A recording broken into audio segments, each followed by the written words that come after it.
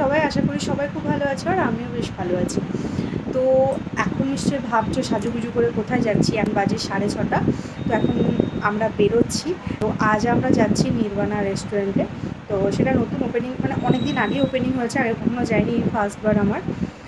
তো আজ আমরা 3টে ফ্রেন্ড মিলে একসাথে যাচ্ছি, মানে আমাদের অনেক দিন পর আবার দেখা হবে আর কি। লাস্ট আমাদের পিকনিকে দেখা হয়েছিল। তোমরা যারা আমার ব্লগ দেখো তারা আমার পিকনিকের ব্লগটা দেখেছিলে, মানে তখন ডিসেম্বর বা জানুয়ারি, আমার ঠিক মনে নেই কোন মাসে। তো আমরা সেই লাস্ট দেখা, আর আমাদের কারোর সাথে কারো দেখা হয়নি, এমনি ফোনে কথা হয়। কিন্তু আমাদের মেদিনীপুরেই বাড়ি, 3জনেরই মেদিনীপুরেই বাড়ি, কিন্তু আমাদের কেউ কারোর সাথে এখনও দেখা করতে পারিনি। তো আজকে আমরা ঠিক করলাম, আজকে আমরা দেখা করব, গল্প হবে, সব কিছু হবে।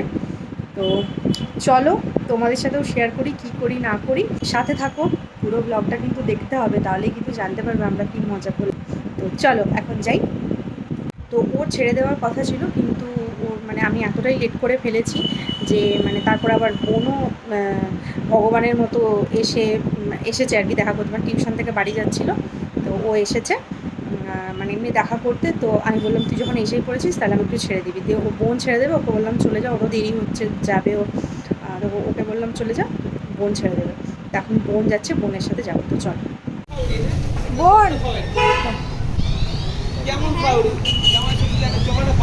ফাইনালি পৌঁছে গেছি, চলো এখন অর্ডার দিই। প্রচণ্ড খিদে পেয়েছে, তারপরে আবার আসছি। তুমি কি খাচ্ছ? বলো ফ্রেঞ্চ ফ্রাই খাচ্ছি, বলো। শেষ হয়ে গেছে। ও দিয়ে দাও। নাগেটসও খেয়েছো? এটা হচ্ছে পুচকুর মা, দেখে মনে হচ্ছে মা বলে। এবার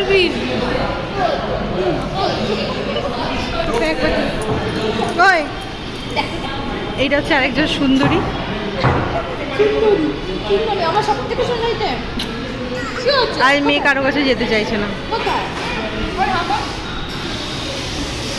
খুব মজা করছি আমরা 3জনে, অনেক দিন পর মিলিত হয়ে। প্রীতি এলে আরও ভালো হতো, কিন্তু ও একটা পার্সোনাল কারণের জন্য আসতে পারেনি। আর আমাদের থেকেও বেশি বাচ্চা দুটো মজা করছে। এদের প্রেম ভালোবাসা দেখলে তোমরা পাগল হয়ে যাবে। শেষের দিকে ভিডিওগুলো কিন্তু একদম মিস করবে না, তাহলে অনেক বড় কিছু মিস করে যাবে। আর যেটা বলার, আমাদের না নিজেদেরকে একটু টাইম দেওয়াটা দরকার, জানো তো। মাসে একটা দিন হলেও কিন্তু আমরা ফ্রেন্ডদের সাথে বেরোতে পারি। আমাদের একটা ভ্রান্ত ধারণা থাকে সবারই যে বিয়ের পর আমাদের সব কিছু চেঞ্জ হয়ে যায়, আমরা কোথাও বেরোতে পারবো না। আর এই ধারণাটাও থাকে যে কলেজে, স্কুলে বা চাকরি করলে খালি ফ্রেন্ডদের সাথে বেরোনো যায়, নাহলে বেরোনো যায় না। এটা কিন্তু একদমই না, আমরা চাইলেই কিন্তু বেরোতে পারি। আমার ফ্যামিলি থেকে ফুল সাপোর্ট করে, আর সাপোর্ট করে বলেই আজ আমি বেরোতে পেরেছি। আর আমার হাজব্যান্ড তো সব দিনই বলে যে ফ্রেন্ডদের সাথে বেরো, কোনো প্রবলেম নেই। কিন্তু আমাদের এর হয়তো তার হয় না, তার হয়তো ওর হয় না, এই সব কারণের জন্য বেরিয়ে উঠতে পারি না। কিন্তু আগে আমি অনেকবারই বেরিয়েছি। তো জীবনটা না সত্যি অনেক সুন্দর, সেটা আমাদের হাতেই থাকে, সেটা আমরা চাইলেই কিন্তু সুন্দরভাবে আমরা গড়ে তুলতে পারি। একটু বলুক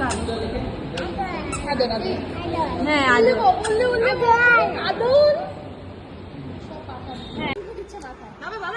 আমাকে একটা চুমু দাও, আমাকে হাত করো, আমি তো মা তো। ওই দেখ আমার ছেলে আগে এসেই তোকে চুমু দিবি।